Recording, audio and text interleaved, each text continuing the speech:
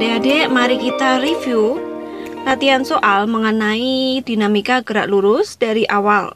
Langsung saja kita menuju ke latihan soal yang pertama dari UTBK tahun 2019. Suatu balok bermassa 2 kg yang berada pada suatu bidang datar licin mengalami gaya konstan sebesar 10 Newton dengan arah seperti ditunjukkan pada gambar. Kecepatan pada saat detik ke-0 adalah 2 meter per second ke arah kiri. Yang ditanyakan adalah besarnya gaya tekan balok pada lantai. Kita gambar dulu penguraian gaya tariknya. Di sini ada gaya tarik F dengan sudut, membentuk sudut 60 derajat terhadap bidang tegak atau sumbu tegak. Nah, kita uraikan menjadi komponen gaya pada sumbu tegak. Kita gunakan ini F cos theta karena komponen gaya tersebut berada di samping sudut. Sedangkan komponen gaya pada sumbu mendatar kita gunakan F sin theta. Kemudian selain ada gaya F, ada pula yang namanya gaya berat atau W, arahnya selalu ke bawah. Selanjutnya, gaya normal arahnya ke atas karena tegak lurus dengan bidangnya. Nah, yang ditanyakan gaya tekan ini maksudnya adalah gaya normal. Karena gaya normal ini berada pada sumbu tegak, maka kita gunakan resultan gaya pada sumbu Y. Oke, karena benda tersebut tidak bergerak ke atas maupun ke turun, di sini benda geraknya ke arah kiri ya. Oke, jadi nanti sigma Fy-nya sama dengan 0.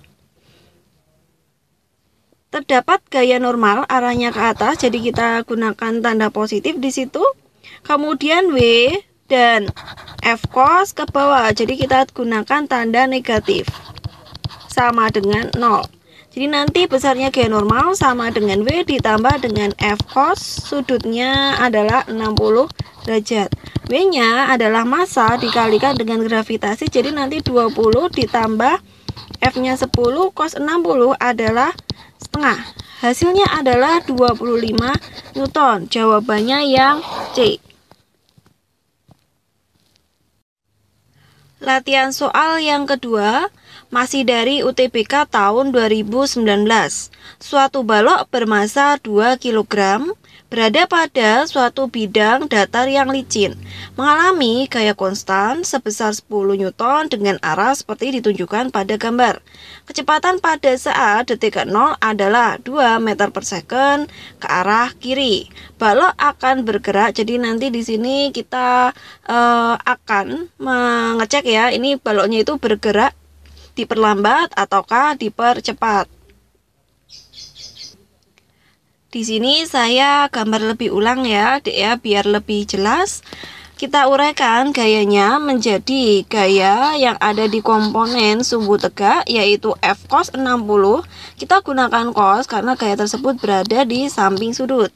Sedangkan gaya yang sebelah sini kita gunakan F sin 60 derajat. Kita gunakan sin sisanya ya.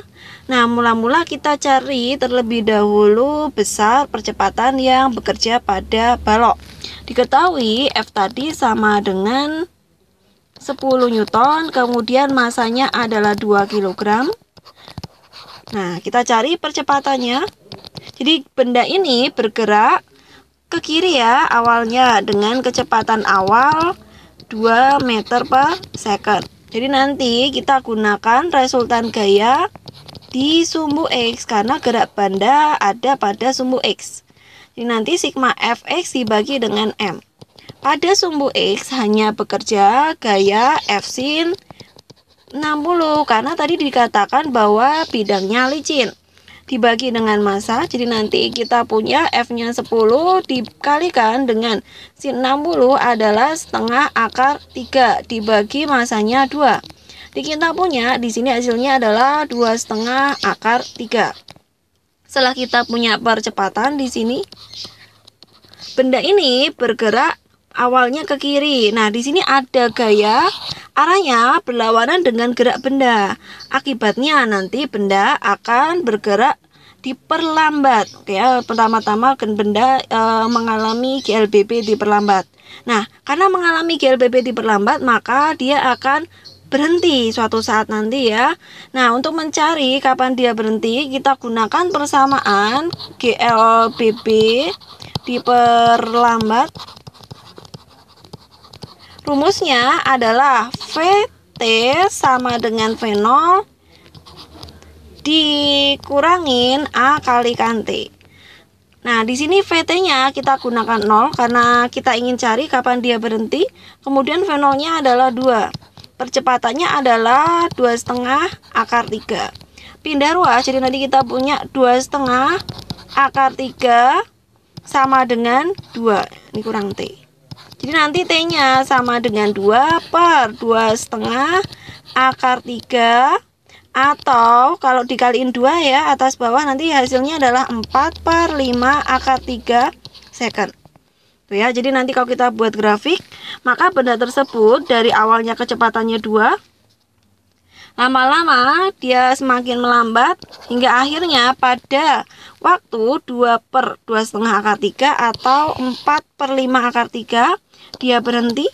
Setelah berhenti karena terdapat gaya dorong ke kanan, nanti lama-lama dia dipercepat lagi. Seperti itu ya, Dik ya. Jadi jawabannya adalah yang A. Balok bergerak ke kiri diperlambat dalam selang waktu 0 hingga 4 per 5 akar 3, kemudian ke kanan dipercepat. Latihan soal yang ketiga dari UM/UGM tahun 2017. Seseorang yang memiliki berat W berada pada suatu elevator. Jika elevatornya dipercepat ke atas, gaya yang diderita alas elevator adalah N1. Sedangkan jika elevator dipercepat ke bawah dengan besar percepatan yang sama, gaya pada alas elevator adalah N2. Perbandingan antara percepatan elevator dengan G dapat dituliskan sebagai. Nah, untuk mengerjakan soal ini, kita gunakan rumusan hukum Newton yang kedua, yaitu sigma F sama dengan MA. Kita gunakan ini karena gerak benda ada percepatannya. Nah, di sini resultan gaya yang bekerja pada gambar yang pertama ada N1 arahnya berlawanan dengan A, maka nanti N1-nya kita tulis negatif, sedangkan W-nya searah dengan A, maka kita tulis positif. Oke, kita sudah punya persamaan 1 di sini. Kemudian kita lihat gambar yang kedua, kita gunakan pula rumusan sigma F sama dengan M kali A. Untuk gambar ini normal 2-nya searah dengan A. Jadi nanti normal 2-nya positif sedangkan W-nya negatif. Ini adalah persamaan yang kedua. Kemudian kita eliminasi W-nya.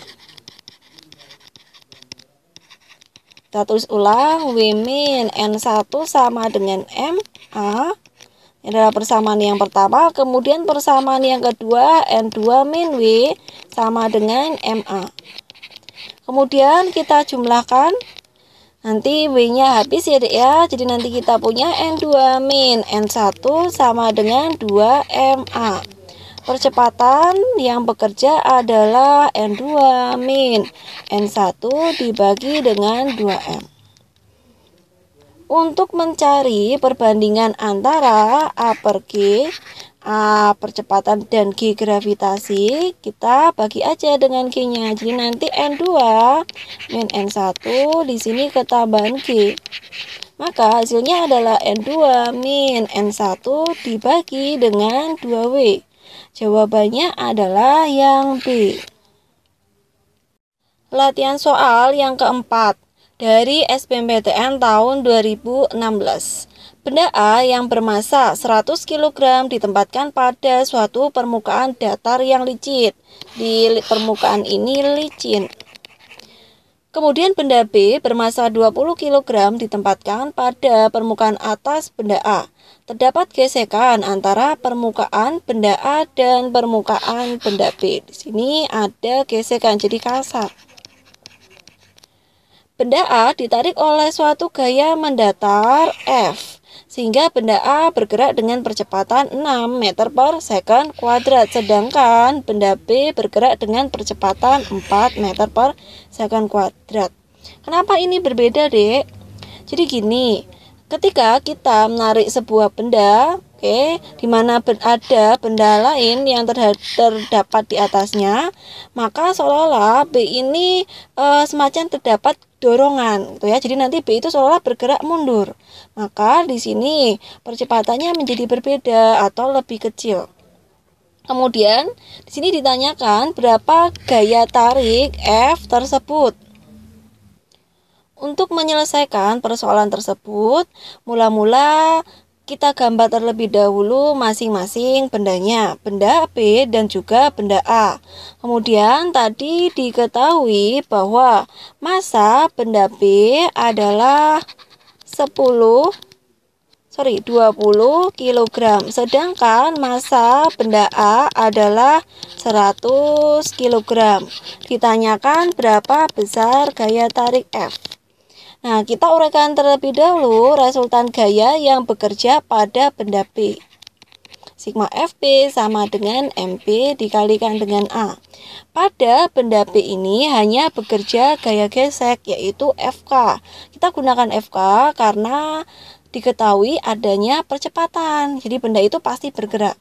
Jadi nanti Fk sama dengan massa B tadi 20 dikalikan percepatannya adalah 4.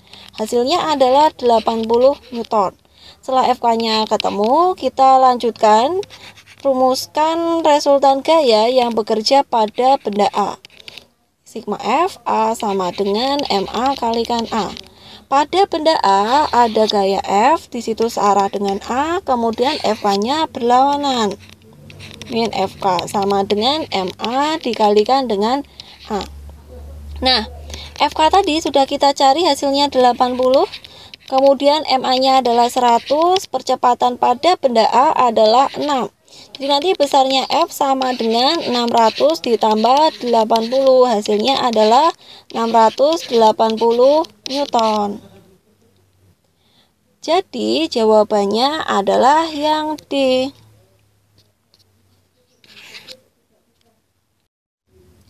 Latihan soal yang kelima dari SBMPTN tahun 2016. Balok A dengan massa 3M kg bergerak dengan laju konstan sepanjang bidang miring kasar dengan kemiringan theta. Tangan tetanya adalah 4/3. Sedangkan balok B massanya adalah M kg, diam di atas balok A. Balok B terhubung dengan dinding melalui sebuah tali ringan dan tidak elastis seperti pada gambar. Jika koefisien gesekan kinetik antara A dengan bidang miring dan antara balok A dan balok B bernilai sama, maka nilai koefisien gesekan kinetiknya adalah, jadi antara balok B dengan balok A terdapat gesekan. Dan antara balok A dengan lantai juga terdapat gesekan. Tingkat kekasarannya sama karena di sini diketahui nilai koefisien gesekannya sama. Mula-mula kita gambar terlebih dahulu gaya yang bekerja pada benda. Di sana ada gaya berat. Ya, di sini adalah WA. Nah, WA ini kita uraikan juga. Oke, ke samping. Dan sejajar dengan bidang miring. Jadi kita misalkan sudut di sini 30 ya. Nah, ini 30, misalkan aja nih. Kemudian pasti di sini 90 derajat. Terus sebelah sini nanti akan ketemu 60. Kalau di sini 60, maka sebelah sini 30. Jadi sudut theta yang sebelah sini akan sama dengan sudut theta sebelah sini. Jadi ini hanya permisalan saja. Oke. Nah, gaya yang ini berada di samping sudut, maka kita ganti menjadi WA, kita kasih nama WA cos theta. Sedangkan pada gaya yang sejajar bidang miring, kita gunakan WA sin theta. Sisanya ya, karena tadi kita sudah menuliskan WA cos theta. Kemudian pada benda B, Sama, kita uraikan juga ada gaya berat arahnya ke bawah. Di sini WB. Terus kita uraikan juga ada sama saja ya, Dek ya. Di sini WB cos theta. Sedangkan yang sejajar adalah WB sin theta. Kemudian ada gaya normal. Gaya normal adalah gaya yang tegak lurus dengan bidang tekan. Ini ada normal B, kemudian yang ini ada normal A.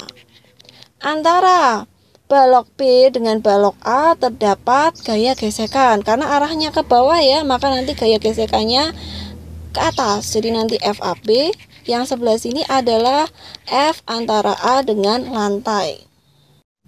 Rumit ya, Dek ya, kalau pakai gambar yang tadi. Di sini saya gambarkan ulang aja yang lebih jelas.